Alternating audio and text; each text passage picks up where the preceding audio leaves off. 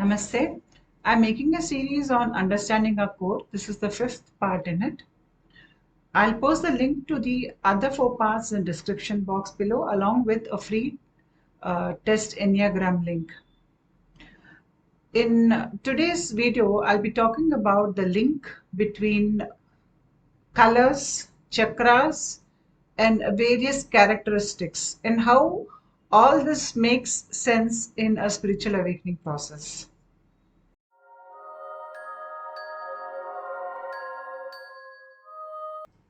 In my earlier videos, I spoke about the seat of the soul at the level of the Agya Chakra.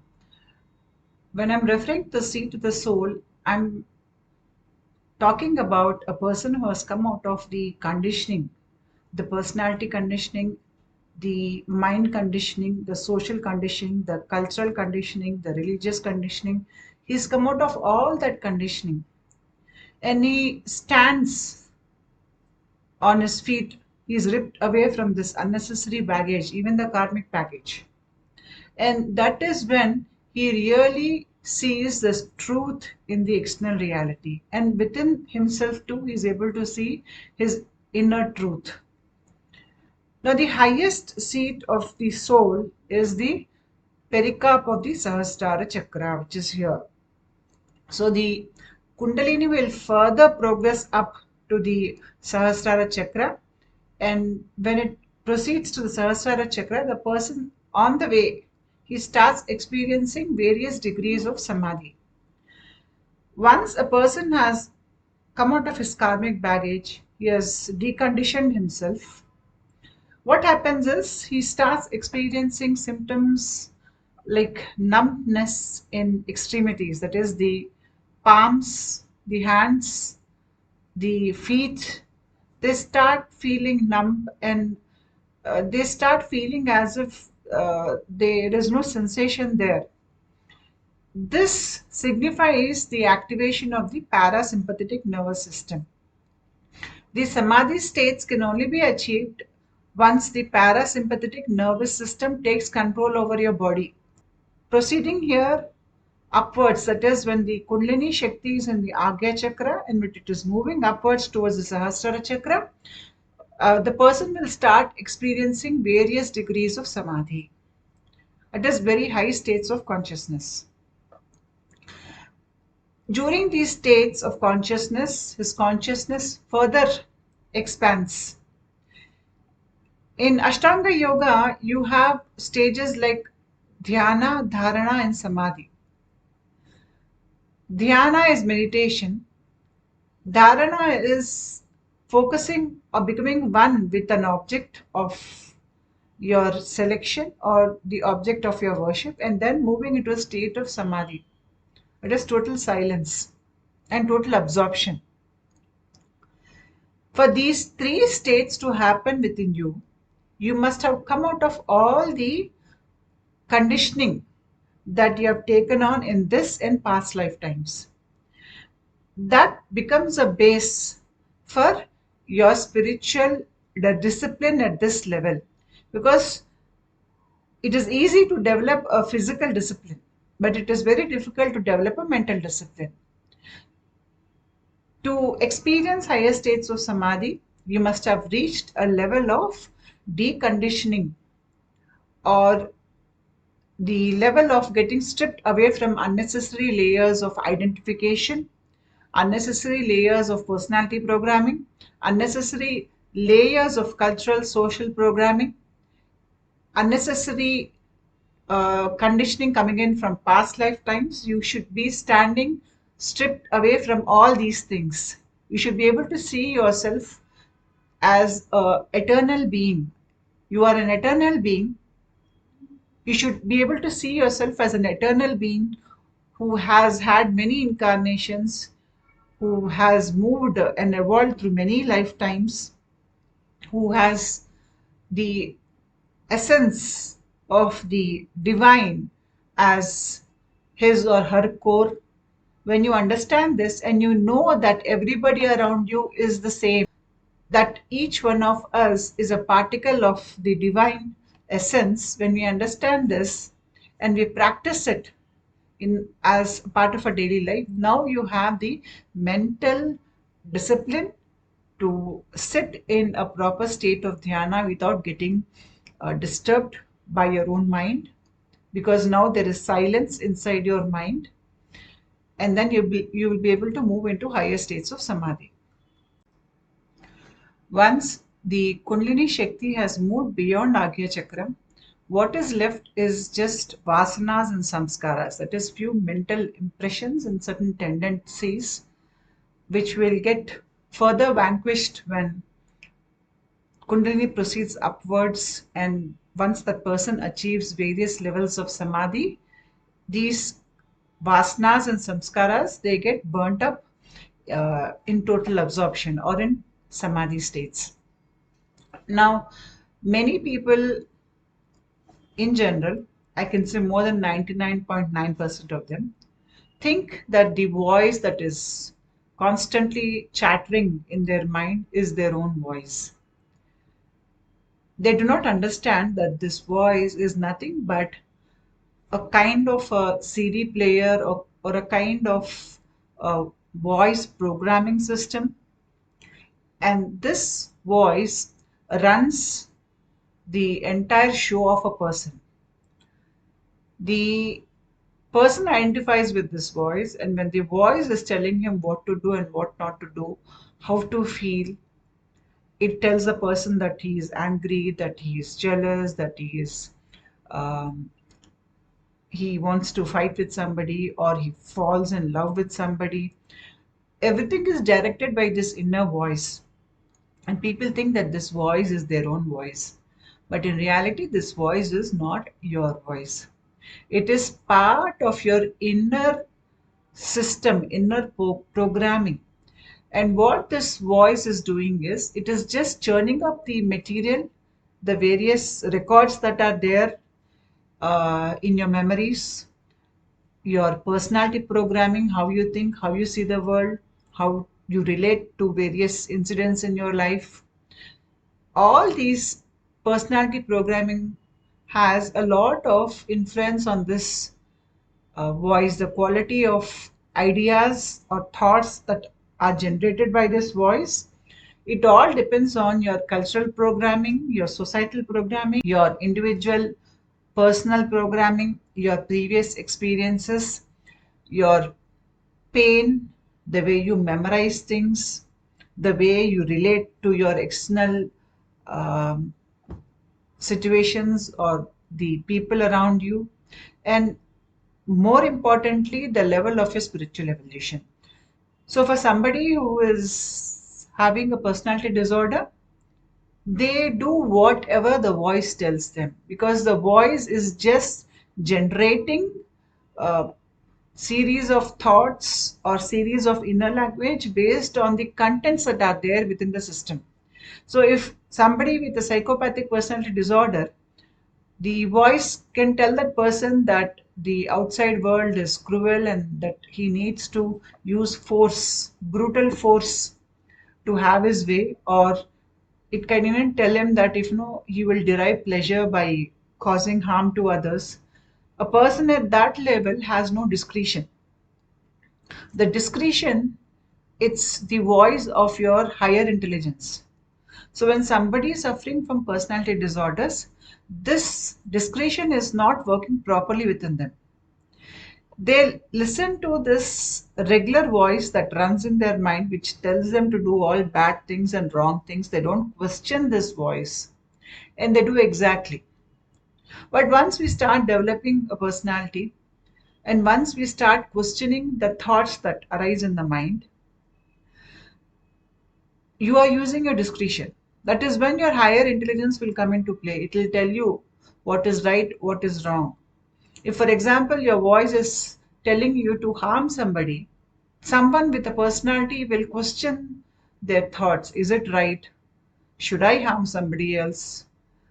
Maybe it is not right. These kinds of questions, you are calling in your higher intelligence to guide you. When you do that, you get the correct direction from your soul as to how you should behave in a particular situation.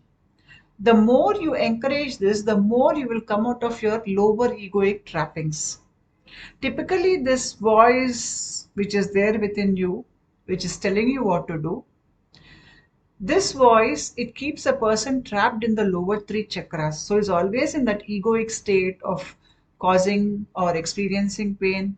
He is always in this mode where he is worried about life. The motivation at this level is to get pleasure and to avoid pain, and the person is more focused on immediate gratification of his desire rather than postponement of desire. But once the person is trying to transcend the various egoic states or the fear states he experiences during the personality development phases over many lifetimes, he starts understanding at a higher level that this inner voice should not be heeded to every time, that he has to use his higher discretion to take decisions in life. Once he makes this move away from listening to this voice to listening to his inner discretion, there's a inner moral compass which is guiding you. You should be able to get in touch with it and listen to what it is saying. Once you start using this moral compass, even in situations where a normal person will not think, he will go immediately into his fear and act out of fear, even in those impulsive situations where you're able to curb that initial fear, you're able to switch on or move away from your lower egoic voice to the higher discretion that is there within you, and you're able to get your ideas and understand how you can process your fear in that particular situation without causing harm to yourself and to others around you. When you reach the situation, you're a wiser person. So you stop reacting to the external situations, rather, you start responding to the external situations. Once Kundalini Shakti starts rising up your spine, and when she moves into higher chakras, the biggest thing a person realizes when Kundalini Shakti has reached Agya Chakra is that this voice which he was listening to all his life is not his voice. This is the biggest realization you will make at this phase. And the reason for that is this Kundalini prana that is moving upwards and cleansing away your channels. It is removing away the personality programming from your body. As you're coming out of your karmic baggage, your personality programming, the various labels and identities you attached yourself to earlier, you're coming out clean. You're getting cleaned up totally from inside. When this is happening, this voice which was telling you what to do and what not to do, it does not feel like your voice anymore. At this level, you realize that this voice is part of your inner personality programming. This voice is only bringing to surface all your inner memories, your inner records, your personality way of looking at the world, the way your personality thought, the inner thinking processes. This voice was just pushing all these things to the surface. At this level, this voice might feel like noise. This voice will bring everything to the surface, and once you do not give your attention to it, to the material that has surfaced, immediately this voice drops that matter. It moves to a different matter that is there within you. And when you do not give your importance to that particular matter, this voice again drops away that matter and it moves into something which will trigger you more. And once you give your attention to that matter there, now you're totally uh, focused on what the voice is telling you. you are angry, you are emotional, because your voice is now controlling your emotional state. Once you disidentify with this voice, you realize that there's a large gap between you and this voice. And this happens generally when Kundalini Shakti reaches the Agya Chakra. Now you do not see this voice as part of you. Rather, you see it as noise. And the less attention you pay to this voice, you will realize shortly that you are entering into states of prolonged silence because you're not identifying with what is pushing to the surface. And slowly, with time, the voice goes more into background, and then there is total silence inside of you. Maybe even for few hours, one thought may not cross your mind. Now, how do I say that this thought is not your thought? I can say this because the voice in your head will only talk about things which are known to you. That is, it will only skim up things which trigger you, which you are aware of, which are part of your experience. The same things get reinforced, or the same ideas are thrown to the surface. So, as long as this voice is working within you, you are actively participating in a known area. This voice will not tell you things which are beyond its scope. So, things which are beyond your scope of experience, like your intuition, your higher wisdom, discretion, all these things, this voice has no access to. For other things to come to the front, this voice has to subside. If this voice was you, and if you sat in extended period of meditation where this voice is no longer creating the chaos in your mind, you are still present. In fact, you are more present.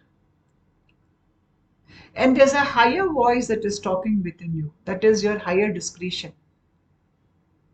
or the higher intuition, or the higher wisdom is now flowing into you.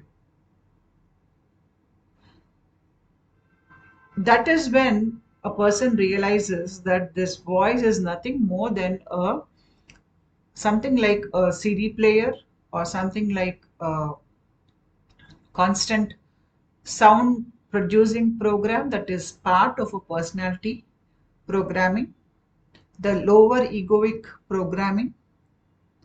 And the lower egoic programming will stay put within you as long as you live in fear. If you look at my last video, I spoke about how each personality type they respond to the external environment, the kind of fears they hold. As long as you are holding these fears, this voice is active. The moment you move away from your fears, you will slowly notice that this voice is also going away from your life. And once you come out of your personality programming totally, this voice will not be there. So now you have inner silence. And when your inner silence is there constantly, you're constantly present. You're no longer living life from your memories, from your pain, from your programming. Rather, you're living life from this constant flow of presence, and you do the right thing because now your inner guidance is very strong, your intuition is very strong. So now you are more present and more active in life because you have come out of all this unnecessary karmic baggage. And the more you progress, you move up, you come out of your cycles of life and death, and you become a realized person. This is a quote of the scientist Nikola Tesla. If you want to find the secrets of the universe, think in terms of energy, frequency, and vibration. Everything in this universe is frequency, vibration. That is why when people search for God, they look externally for God. You will never find God externally, because the way of approaching this subject itself is wrong. When you want to understand yourself, or you want to understand the nature of the external reality, or if you want to make a connection with God, the journey is always inwards. And when you progress inwards, you will start realizing that your body vibration level is changing. You are vibrating at a higher frequency. That is because the density of the body is going down while you are vibrating higher, or while you are ascending in the spiritual path. When one is on the spiritual path and one is still in the grip of personality, the person has tamasic qualities, he has rajasic qualities, and he has sattvic qualities. That is, he is a mixed bag of good, bad, and mixed qualities. Tamasic qualities are low vibration qualities. Rajasic qualities are action oriented qualities, and sattvic qualities are closer to the divine, good qualities. So, when a person is progressing spiritually, he is moving away from tamasic qualities and he's proceeding towards sattvic qualities. When a person, he starts developing even one single sattvic quality within himself, the other sattvic qualities follow. Say, for example, somebody is developing the quality of courage within them. They want to be courageous. It's a sattvic quality. But he can only be courageous when he is doing the right thing, when he is correct, when he is honest. So now he has to develop this quality of being honest or being truthful. It is only when we do something wrong we fear. So when we do the right thing, we have nothing to fear.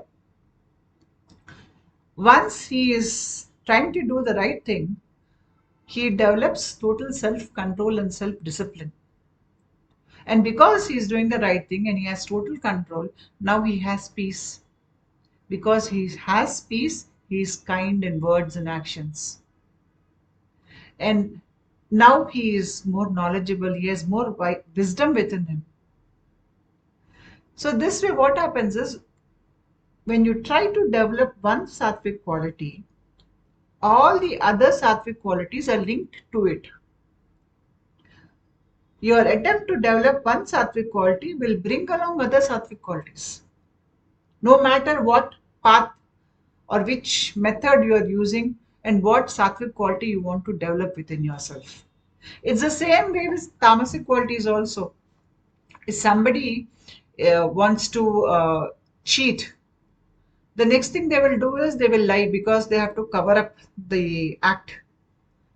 Then because they have lied, they have to show somebody else as bad. They have to shift the blame onto somebody else. Next, they become cruel. Then they attract the same kind of people into their life. Because of this, they go into addictions, the wrong company. Because of the addictions, they have to put up a good image to the external world. So now they are lying to the external world as to the kind of person they are. They have, one face to the world and one face when they are alone. To maintain this lifestyle, they need to earn money the easy way. So they go into wrongful activities. So the tamasic qualities also, they are linked. When you have one strong tamasic quality and you want to retain it, automatically other tamasic qualities also follow.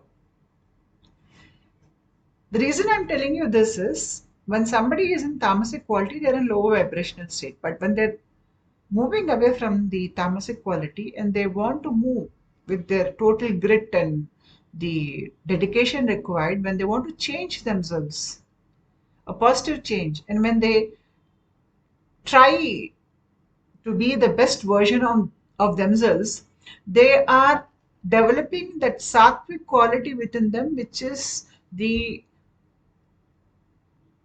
best version of them given their personality type. Say, for example, type 6, they live in fear generally. They have to overcome fear. But once they develop the quality of courage, which is what is required by them to move up in the spiritual path, automatically the other sattvic qualities come along. Type 9 or 1, when they learn to accept the external things, acceptance is a very high sattvic quality. Automatically the other sattvic qualities also come together and this person becomes wise. So no matter what personality you belong to, no matter how you are evolving, as long as you are overcoming your core fear and you are allowing yourself to uh, take on that sattvic quality which is dominant within your personality type, you are progressing. We are talking about frequency and vibration. So let's go to the source of it. It is said that the source for creation is the primordial sound. It is Om, or it could be the God's word. From sound came light or form, and from light came colors. From colors came characteristics. So each color can be linked to certain characteristics. There is a characteristic resonance between the colors and the qualities. Lakshan is characteristics or qualities. If you take a tuning fork and hit it against a table, it will start vibrating. This is a kind of frequency that is getting generated from the tuning fork, so it is vibrating. In the same way, all our emotions, all our thoughts, the qualities we express within us, they all have a vibration frequency. When you are moving away from tamasic qualities to sattvic qualities, you are increasing your vibrational level. And the more you increase your vibrational level, the more you are coming out of your personality conditioning. You're actually deconditioning.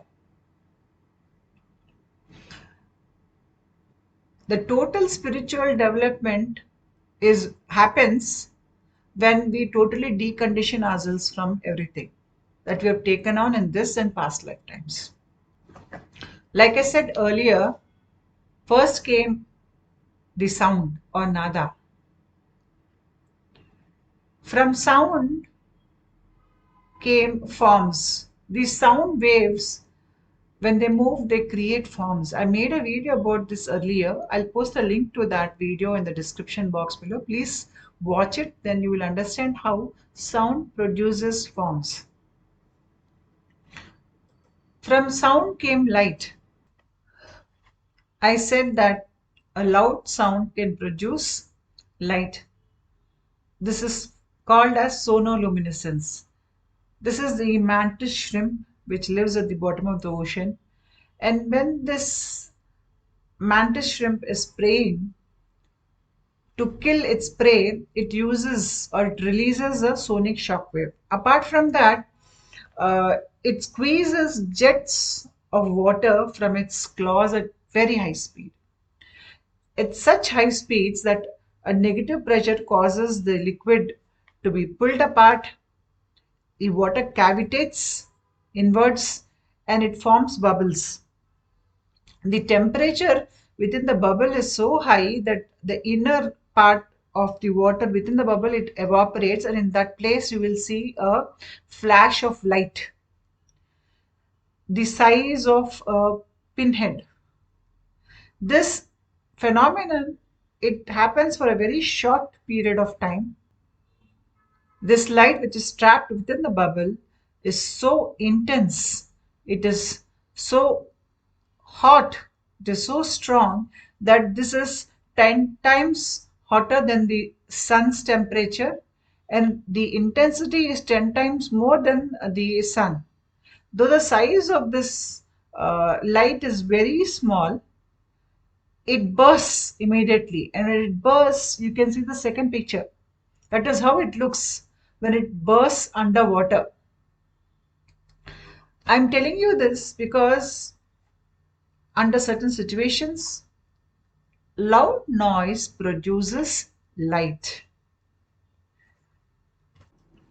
So there is light hidden within certain types of sounds. They are mantras, bija mantras. When I'm saying bija mantra, it simply means that the mantra is just the sound form of a deity. Mantras are different from affirmations. Affirmations, we can tell ourselves some nice affirmations to feel positive, to heal ourselves. You can tell yourself that I am strong, I am good, or I will overcome my fears, or I will wake up in the morning tomorrow. I'll make it a point to be more disciplined. Many different kinds of affirmations, but these are not mantras. These are affirmations, which, when they repeated many times, they can bring about a behavioral change within you. But bija mantras or mantras, they they are a form of a deity. The written form of a deity is a mantra. So light is hidden in the sounds of the mantras. When the mantras are chanted, they illuminate the space around and the space within. A spacious speech like the sound of Om is filled with the light of Brahman. Typically, the mantras, they have light within them, and this is very subtle in nature. This can only be seen inside of you, it cannot be seen outside of you. These mantras need to be chanted in a specific way for a specific duration. There are certain do's and don'ts while chanting these mantras. When you chant these mantras, you're, as I said earlier, we are all vibration. We are all vibrating at a particular frequency. This mantra will affect you at that level, at the vibrational level. And it helps to increase the light within you and even make the energy within your atmosphere much lighter and higher frequency in nature. Like I said earlier, from sound came light, and from light came various colors. We all had this experiment at the school or college level where we would pass a beam of light through the prism, and then we would notice that the light would divide into 7 different colors. You can see that in nature too. When you see rainbows, the visible spectrum which a human eye can see is these colors. These same colors are there in our chakras. Here you can see 6 chakras. The Muladhara chakra, Swadhisthana chakra, which is orange, the Manipura chakra, which is yellow, Anahata chakra, which is green, the indigo blue Vishuddhi chakra, and the purple Agya chakra. So the same light from which we all came, within us it got divided into chakras. Each chakra is a dimension. Generally, people on earth, they live in the lower 3 chakras, that is their ideas or their behaviors. It's mostly rooted in the lower 3 chakras. What is happening in spiritual evolution is all these colors which got separated are now coming together and they're forming that light beam again. If you look at the first image, you will see that all the different colors are progressing into the center to form light. They're reuniting. And when all the colors in the various chakras reunite, you have your light body. So the spiritual evolution, it leads to the formation of this light body. Now at this level, you will not have these separate chakras in your body. In the first image, I have placed the chakra colors progressively from the Muladhara to the Agya chakra. Now, if I want to give a different shape to this, a round or circular shape to this, then the colors will get spread out like this, like it is there in the second image. On top of this spread out colors, I am putting the Enneagram. Here you can see the link between each personality type and the dominant color that is there within them, and the characteristic that they need to develop comes from this. For example, type 6. Right from type 5 to type 7, the dominant thing within them is fear. The negative trait that is there is fear. Type 6, they experience a lot of fear. It is red color. It is the Muladhara chakra. The red color, we use it in daily life when we have to tell somebody that something is dangerous in science, or in certain places where person should not venture into. You have this written in red color. Why? Because red for us means it is danger. So the type 6, they have this fear of the external world being dangerous, and they feel physically threatened. They feel they need to prepare themselves very strongly to meet the external physical environment. The survival fear, the security fear, that is very dominant in type 6. And that for them, that is why they need to develop courage. The sattvic quality that they need to develop is courage. They have to move away from fear. It is when they spiritually grow. The next type is type 7. Type 7 is the Swadhisthana chakra. Swadhisthana chakra is your pleasure center, where a person is trying to seek variety forms of pleasure. So type 7, they constantly seek external stimulations. They think that variety is the spice of life. If they want to do something today, then they want to do something tomorrow. They're constantly planning for the next stimulation. They like to try out new things. That is typically what type 7 is. And the sattvic quality that the type 7 needs to move towards is uh, being sober, being present in the moment. Because type 7 is always planning, so that they are not connected to the present moment. They're always thinking about the next adventure or the next good time they're going to have. They're planning for the future constantly. So when they learn to connect with the present moment, that is when you can say that they are totally evolved. That is the primary sattvic quality which they need to develop. Once they develop this sattvic quality, all other sattvic qualities will follow. Like I've said earlier, one sattvic quality will pull other sattvic qualities. Type 8, Manipura chakra. Manipura chakra is your stomach chakra, and you have fire in your stomach chakra, because that is chakra is basically the fire element is present there. So type 8 are also fierce. They want to control others. They want to control life. They live all their life trying to control their external events. Once they learn to surrender, that is the primary sattvic quality they need to develop. Once they learn to surrender to a guru or to divine, that is when their life really transforms. That is the quality they need to develop. Type 9 and type 1. We have three primary colors, that is red, yellow, and blue. So you will see that red is there typically from type 5, 6, and 7. In 5, of course, it gets a little mixed with purple and indigo, but red is still present there. So type 5 to type 7, it's mostly the fear that rules them.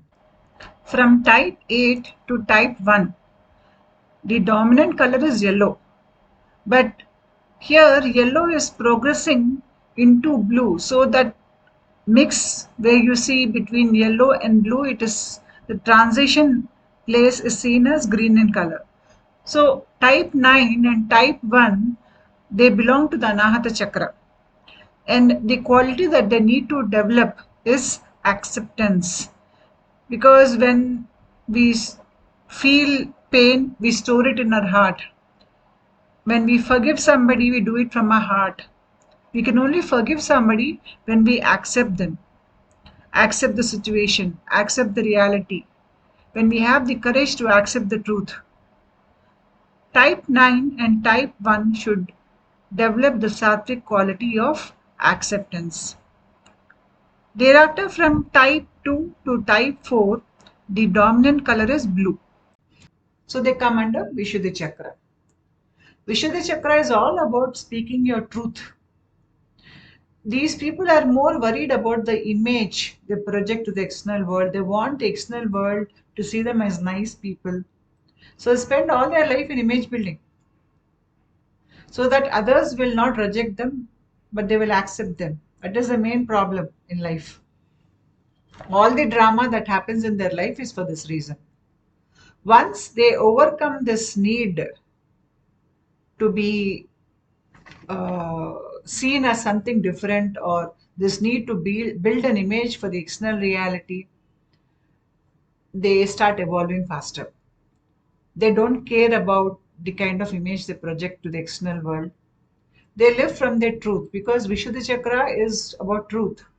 So when they are speaking their truth, when they're connecting to their inner truth, and they're living their life only from truth, and they do not care whether others accept or reject them, rather they believe in doing the right thing, that is when the transformation happens for these people. Type 2 is helper, the hands. Type 3, it's mostly they are into many kinds of arts. Typically, type 3, type 4 are very creative, and that is because the center for all arts, all knowledge is the Vishuddha Chakra. Next is type 5. Type 5, you will see a mix of red and purple color. So you can link them to Agya Chakra, a little to Muladhara Chakra also. And the quality they need to develop is real knowledge. Agya Chakra has to do with knowledge. When I'm talking about personality types and colors, I'm not talking about the various star seeds like the blue ray, the yellow ray, the golden ray. Different types of star seeds, and there's a lot of information on the net. So I'm not talking about star seeds and their colors here. I'm talking about the personality types. When a human is evolving over many lifetimes and spiritually progressing, he takes on a particular personality type. So this is applicable to all people and not necessarily to star seeds. And I'm not talking about those star seeds color types here. I'm just talking about plain personality types and the kind of color that resonates more with each personality type, and what is the dominant chakra that is there in each personality type. Now you should be able to understand the link between color, chakra, which is very active in a person based on his personality type. And you can even see that color in that person's aura. For example, if somebody belongs to type 6, their aura will be having more of red color in it. But the aura can only be seen when our third eye is open. Under normal circumstances, you cannot see a human aura. Nowadays, I see online that there's a camera called the Kirlian camera through which many are claiming that they can map a person's aura. But what you exactly see here is not the aura. The human electromagnetic field which surrounds every human, that electromagnetic field, when it is moving through the external environment, it is cutting through atoms and electrons are getting released. The various colors you see around a person are the colors that get generated when the atom gets cut and the electrons within the atom get released. So this is not your aura. But yes, this can give some information about that person because the person's physical health, the person's emotional well-being can be studied to some extent through this. As far as I know, somebody who is highly evolved will not have that many colors around the head. The area here, which you see, there are multiple colors. As far as I know, if somebody is evolved and he is using higher discretion, they'll have only one or two colors in this area. not more than that. Every color has a wavelength and frequency. The wavelength will tell you how fast the chakra is rotating and how many times it is rotating. If it is rotating many number of times, then the frequency is higher. Where it is rotating slowly, the frequency is less and the wavelength is more. So Muladhara chakra, if you look at the picture, you can see that red color has a bigger wavelength and it rotates fewer times when compared to the other higher chakras. Highest of all, Agya chakra, it has a shorter wavelength and frequency is high. That is why in a person with little spiritual practice, the Agya chakra starts rotating first because there's not much of karma stored in it, and it is easier to vibrate the Agya chakra when compared to the Muladhara chakra. Muladhara chakra is the most difficult of all to even activate it and to get it to rotate. It can only rotate when the karmic baggage that is there within it. There's so much of karmic baggage that has to get cleared through spiritual practices. The last chakra that might rotate will be the Muladhara chakra because it's very difficult to rotate the Muladhara chakra. The lower three chakras are very difficult to rotate, but the higher chakras they rotate easily. As I said earlier, from sound came light, from light came colors, from colors came characteristics. If you take one tuning fork and hit it against a table, it starts vibrating. Then when you get a second fork and place it closer to this first vibrating tuning fork, the second static tuning fork also starts vibrating. And this is called resonance. That is when one is vibrating at a particular frequency, something which was not vibrating until now starts vibrating with the same level of frequency.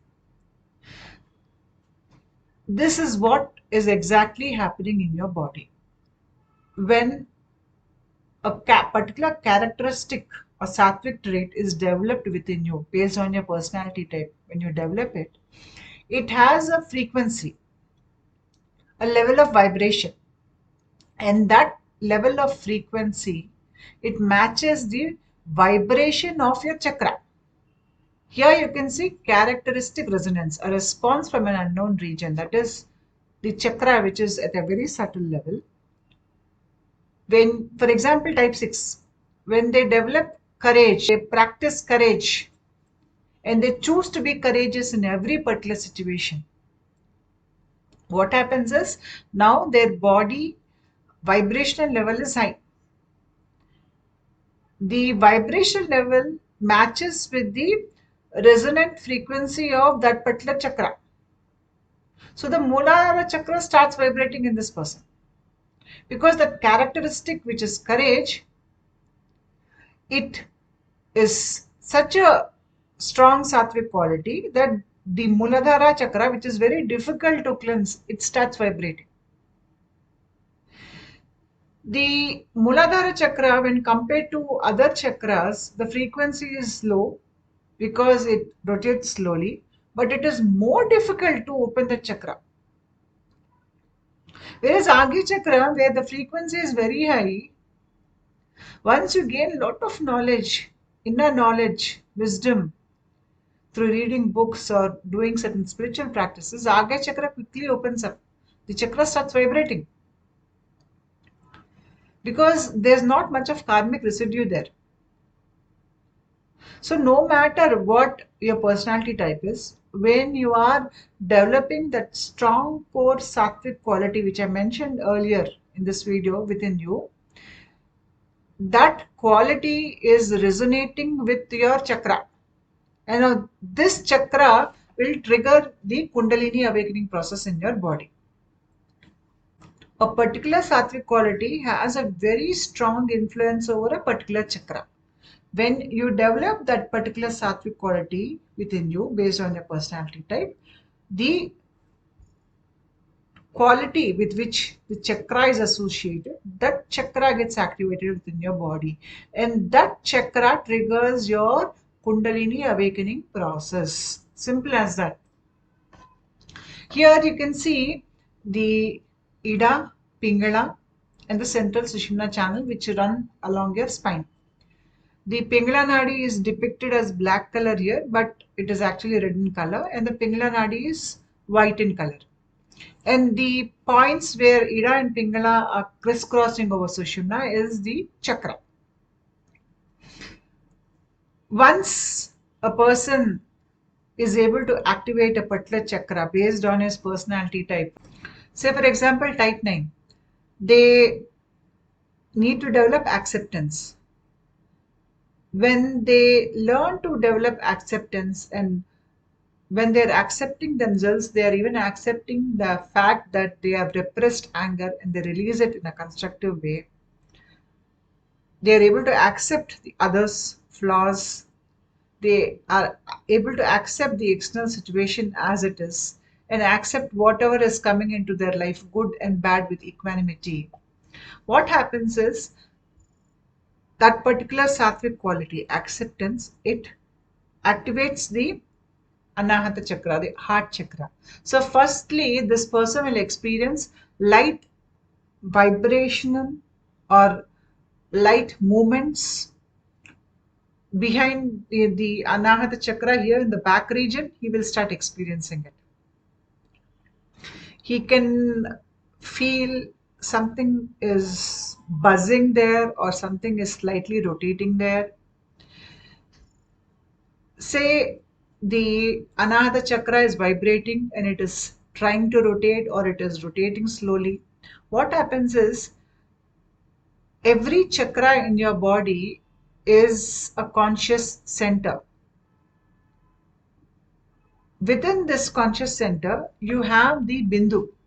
The bindu or the dot is the center of consciousness. If you think of a well where water is coming out, a lot of water is coming out of the well. It is overflowing and it is falling on the ground. It is moving in every possible direction. In the same way, this chakra which is there in your body, it produces that consciousness, that prana, that energy, and that which is coming out, which is overflowing from the chakra, it is getting produced by the chakra because every chakra is a power center. So the power that is produced by this chakra is coming, it is oozing out of the chakra. It is moving into the Ida Pingala nadis that are connected to that chakra. It is even radiating sideways the other nadis which are connected to the chakra. So this power that is oozing from this chakra is moving sideways into other pranic pathways. That is why people here, they start experiencing movements over the spine and they start experiencing energy moving sideways, up or down. Sometimes they can feel rotation in their back in certain points. For example, I'll talk about myself here. I belong to the blue color which is the Vishuddha chakra, my personality type. Whatever personality type you belong to, that chakra area will trouble you a lot. I suffered from intense neck pain, intense neck sprains for over 10 years. In a month, for about 20 days, I could not even move my head sideways. And my hands were so weak, I could not do any work with these hands because of the pain in my neck. It is because my first activation was happening in the Vishuddha chakra. And the more I was speaking my truth, the more the Vishuddha chakra was opening up and vibrating because that was a match. There was a vibrational match with the quality I was developing within myself and the chakra with which it is associated. And this chakra color is associated with my personality type. First, the Vishuddha chakra started buzzing in my neck here, region here. Back then, I did not know that I was undergoing a spiritual awakening. I was worried as to what was happening within my body, and all my medical reports were normal. Then I could feel movements up and down in my neck area. The next chakra that got activated within me was the Agya chakra. I could feel that buzzing and movement of energy in this region. Because the energy which is moving out from the Vishuddha chakra was moving upwards, downwards, it was moving, radiating sidewards into my hands also. Then came the Anahata chakra. That opened next. The lower chakras opened much later. The lower three chakras are difficult to open, especially the Muladhara chakra. It is the most difficult to open. Until now, the energy within the chakras and the various nadis that I was experiencing, it was more like a trickling sensation. It was not very strong. The movement, pranic current was not very strong. But at last, I could feel the Muladhara chakra spinning. Something beneath the spinal cord was spinning, to my surprise. And when that happened, firstly, the Pingala Nadi, I experienced a huge flow of energy moving to the Pingala Nadi. Later on, I got to know that this is called Pranottana. The first release of energy from Muladhara is called Pranottana, and this happens through your Pingala Nadi. Immediately after the energy moved up and through the Pingala Nadi to the third eye region, the Ida Nadi also started flowing for me. A huge amount of energy moved through the Ida Nadi and it came here and it met with the Pingala Nadi here. Thereupon, my third eye opened and I saw the 3.5 coiled snake in my third eye from very close quarters, and that terrified me. Thereafter, I was seeing all images of the Kundalini process happening within my body. I could relate to the various Kundalini experiences and the visuals. I was able to link them up and understand what was happening within my body. The total movement of the pranic force, full flow, it only happens when the Muladhara chakra starts spinning. Once the Ida and Pingala are balanced, then the energy starts flowing into the central Sushumna channel. At this level, the Kundalini is still coiled and it is still in the Muladhara chakra. In my experience, it was awake. I could see that it was awake, but it was still in a coiled state. It did not release itself. Before the Kundalini Shakti can rise up your spinal cord, Kundalini Prana first enters the central spinal cord. The Kundalini Prana, the Vayus, they create the pathway through which the Kundalini Shakti will rise up the spine. There are many nadis. Kundalini Prana can take any one of those paths to reach the Sahasrara chakra, and whatever path the Kundalini Prana takes, the Kundalini Shakti also moves through that same pathway to the Sahasrara chakra.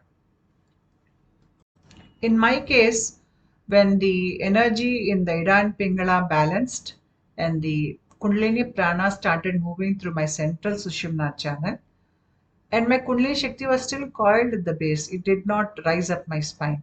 So just when my Kundalini Prana was moving through the central Sushumna Nadi, this can be experienced like something piercing into your central channel, trying to clear the way up. It feels a little painful. A unique event unfolded. That is something like a thick, small snake, maybe this thick and maybe this much in length.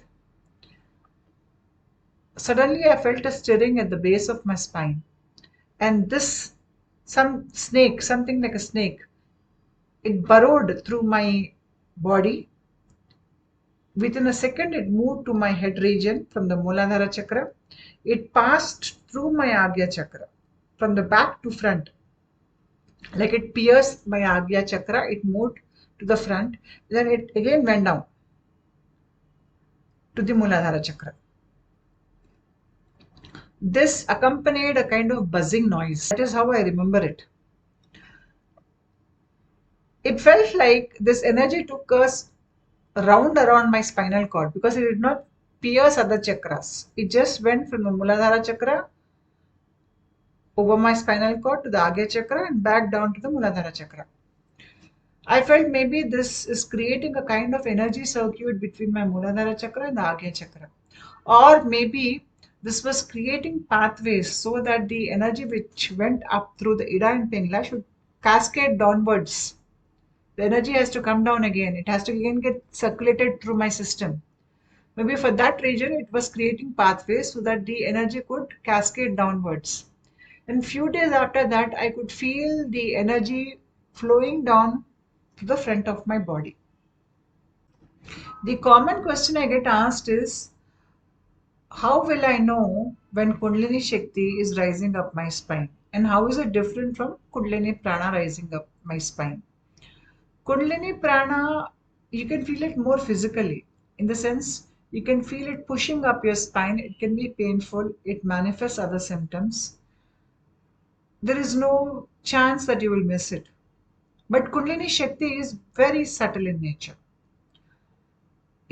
Cannot physically feel where Kundalini Shakti is there in your body right now. You can only understand it through your experiences. Kundalini Shakti feels electrical in nature. So whichever chakra it has risen to, that area, surrounding area, it has a lot of electrical impulses flowing through it.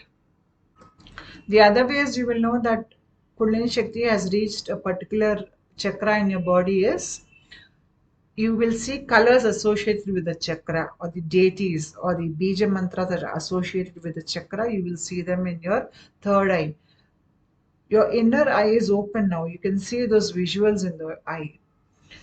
The colors appear like how I have given them here. This is how I saw those colors. The Muladhara chakra, it is red in color. So when my Kundalini Shakti reached the Muladhara chakra, it was working in the Muladhara chakra. I would, in few instances, see this red color smeared upon the wall or over the floor, or maybe wherever I was seeing, whatever direction I was seeing, I could see the red color smeared on that item or the thing which I was focusing on. These colors, they look as if they're lit up with a little light, like maybe a red LED light, something like that. And apart from the lights, you will see that deity is also associated with the chakra. Again, this depends on what type of the nadi your Kundalini Shakti is moving through. It is not necessary that you will see every deity in every chakra. In few chakras, you will see deities. In few chakras, you may see the lotus. In few, you might see just the bija mantra, or you might just see the color. Or maybe you may not see everything in every chakra. Maybe you might see a little aspect or a small aspect of every chakra. If you think of the light, the first light as the Sahasrara chakra, the Sahasrara chakra has 1,000 petals. So from the first light came 1,000 rays. On these rays are various syllables or matrikas or the sounds. From the Sahasrara have emanated the various spectrums of light, because from light comes colors. If you think of these 6 lower chakras, there are colors in it. So these 6 lower chakras have come from the Sahasrara chakra. And the qualities that are there in the rays of the Sahasrara chakra, or the syllables that are there, or the consciousness that is there in the Sahasrara chakra, is present in this lower 6 chakras. The Lower 5 chakras are the Panchamahabhutas, that is the earth, the elements. The lower 5 chakras are the elements in nature, that is the Panchabhutas. The earth, which is the Muladhara chakra, water, which is Swadhisthana chakra, fire element is present in the Manipura chakra, Vayu or air is present in the Anahata chakra, then Akasha is present in the Vishuddha chakra. Apart from that, your Agnya chakra is your mind. This is how the system works. No matter what ethnicity you belong to, what country, what race, what religion, what culture you belong to, irrespective of all that, each one of us has these chakras in our body. They have the colors associated with various chakras in our body, and we have various deities in our body. You will see this deity when your Kundalini Shakti is moving up. It is not necessary that you have to see every deity, but in one chakra you might see a deity, in another chakra you might just see the color, but yes, you will experience some of these things which I'm telling you when your Kundalini Shakti is rising up your spine. So these deities are consciously present. They are there in your chakras and you can access them through mantras. They will receive your prayers. They will help you in your spiritual evolution process. In the Muladhara chakra, you have the red color. Every chakra has a bija mantra. The bija mantra has a bindu. Bindu is a dot. You can see the bija mantra lam. The first image on the bottom left hand side is lam, Sanskrit letter lam. The point or the dot which is there, that is the center of the consciousness. And the element here is earth element.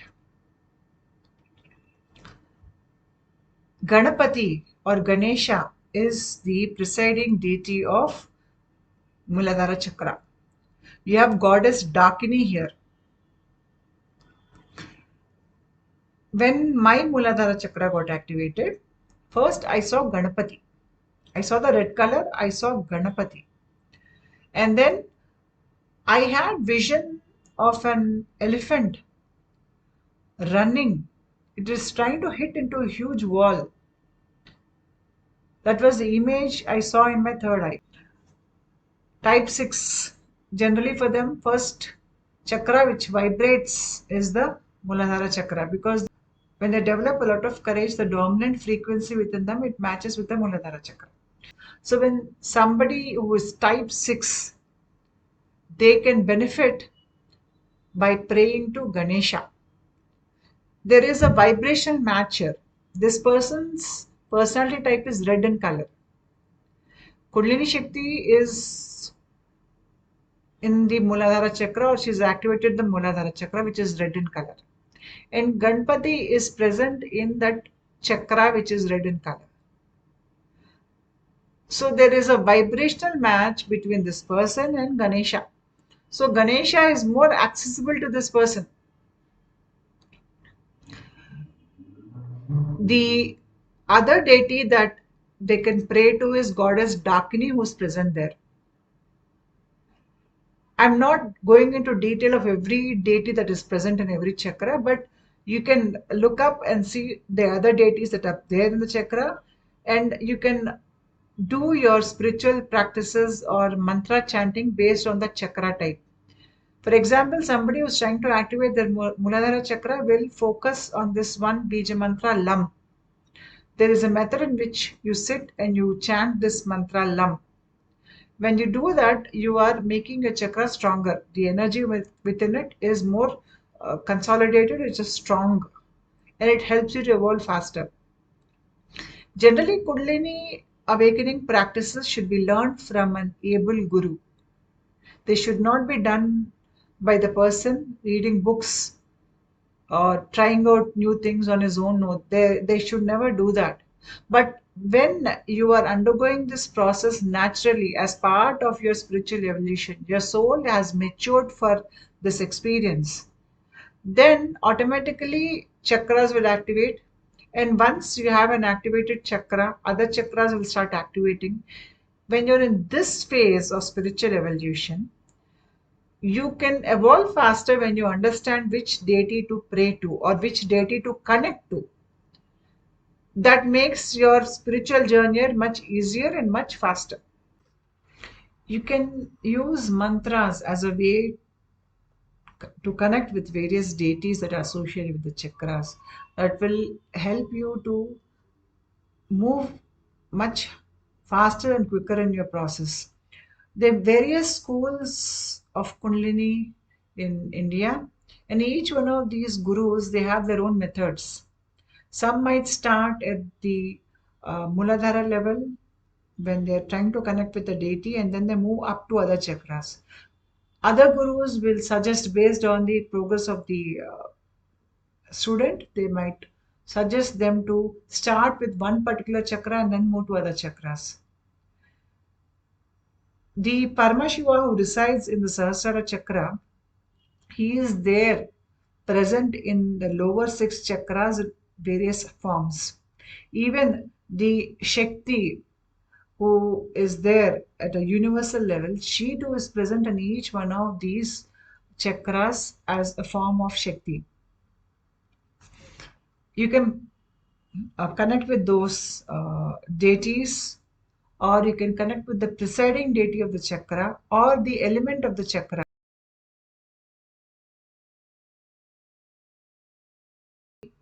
Next chakra is Swadhisthana chakra. Here it is the water element, and that is the Varuna. And here you can see that the mantra is Vam. So the dot which is there on Vam, that is the center of consciousness for the water element. You can focus on this, and this will strengthen your chakra. Or you can connect with Vishnu, who is there in the chakra, or Rakini goddess is there. You can connect with her.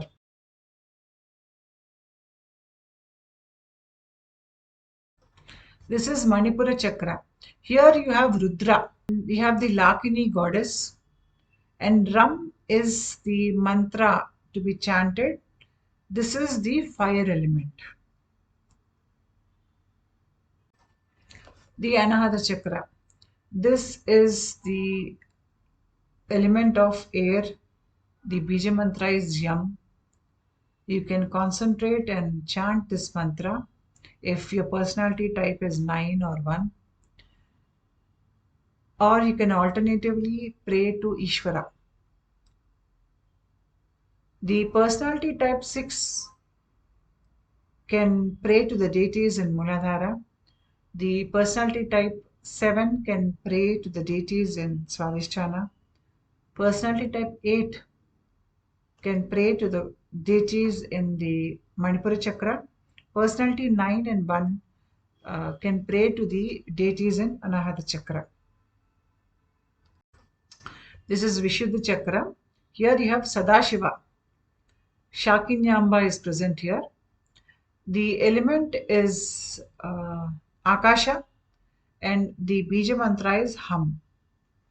You can connect with any of these deities that are there in the Vishuddha chakra. I'm just talking about the presiding deity and the Shakti.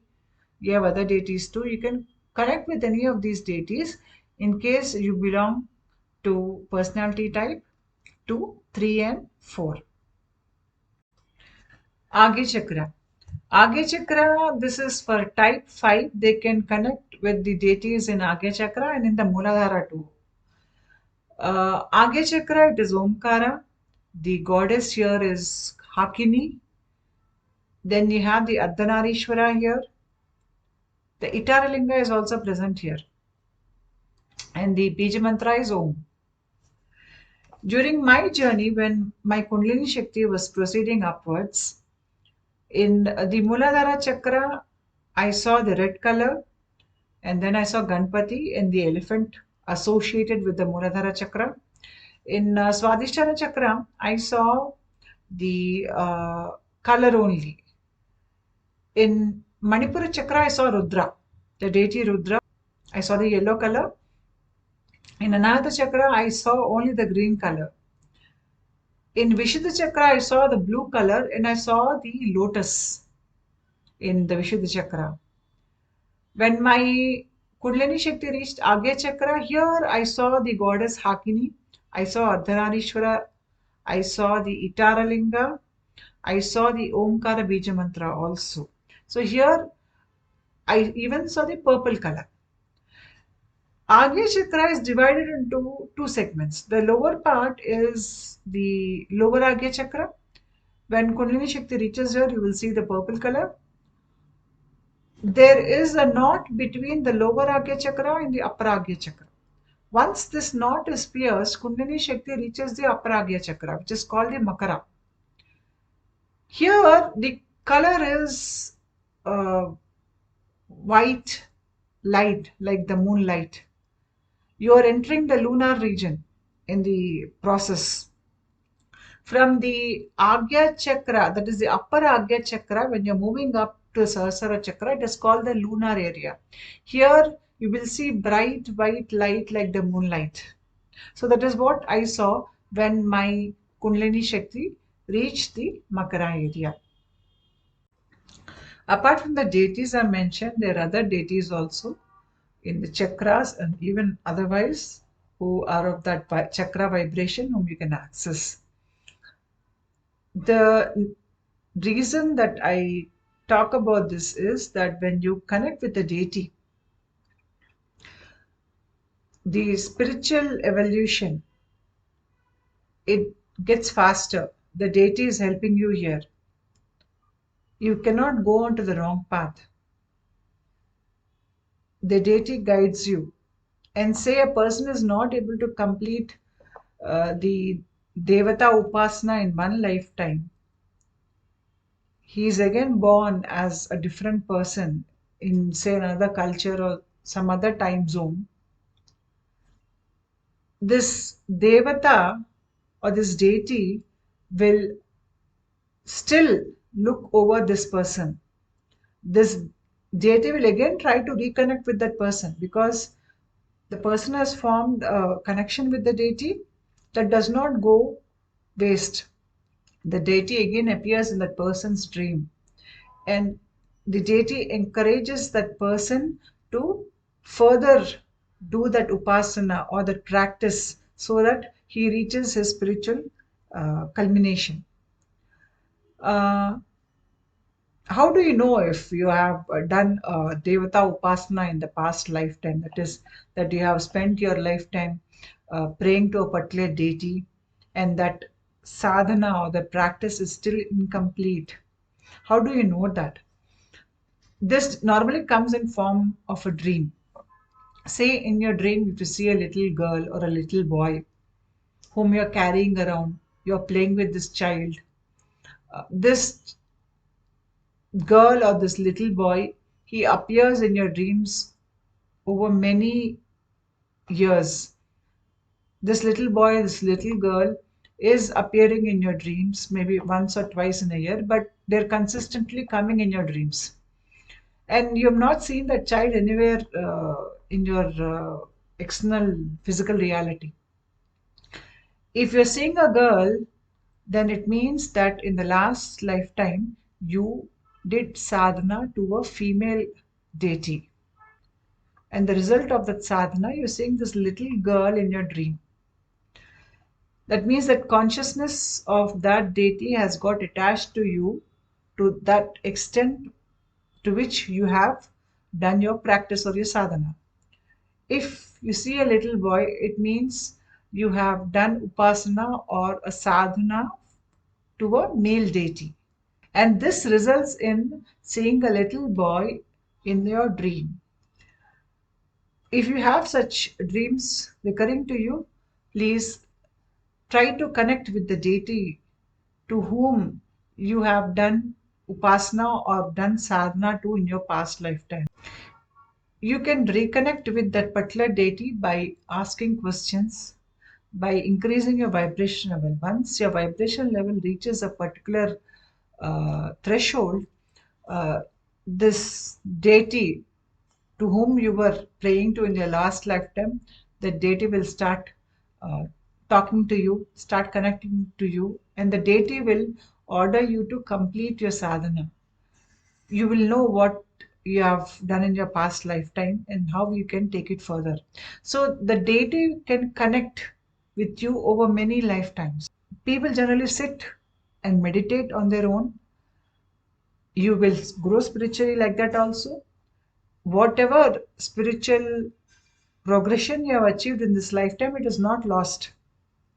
But in the next lifetime, you may not have that connection with the past lifetime. You might still get attracted to meditation, you might still move in that direction, but here you have the advantage of having a higher consciousness looking over your progression. That way, you will never get lost on your spiritual path. And when this higher consciousness is of the same color as your personality type, the connection is intense and it happens very quickly. For example, when my Kundalini Shakti was rising up, I was constantly seeing Mata Shamala in my third eye. I never invoked her, but her image was constantly flashing in my mind. So when the Devata sees you as being similar to her, or she is pleased with you, she will appear in your dreams, she will appear in your visions. And that is when you know that you have a connection with this deity. So the moment I put my attention on Goddess Shamala, I look at her, in few minutes, I feel I've become her. I feel there is no difference between me and her. The meditation goes so deep that after few minutes I start feeling that I am Goddess Shamala. The difference between the goddess and me is wiped out. It is that intense and that close. That is because I am blue by personality type and Mata Shamala is from the Vishuddha Chakra. She is blue. So that instant vibrational match happens. And this is something not that I've created, it is there. It is something which is very natural. So the deity with whom you connect, if they are on the same color match frequency, you connect very fast to the deity. And that deity will help you to progress faster in case you do not have a guru who is guiding you. Then this deity will hold your hand and take you further. In today's video, I spoke about the colors, the characteristics of colors, how each personality type has to develop a particular characteristic so that it resonates with the color and they can connect to the deities that are there in the chakras. These deities are not a figment of imagination, they are really there. I've seen them. And when Kundalini Shakti is moving up, you too will see some aspects of these chakras. My journey initially, when I started seeing these deities, I had no idea that these deities were present within my body. I thought I was seeing deities present somewhere in some other worlds. Later on, I realized that these chakras are portals to other dimensions, and what I was seeing as deities in some external world were actually present within my own spine. So, the entire universe, the entire creation, though it may seem to you that you are present in the creation, actually, the creation is present within you. Thank you.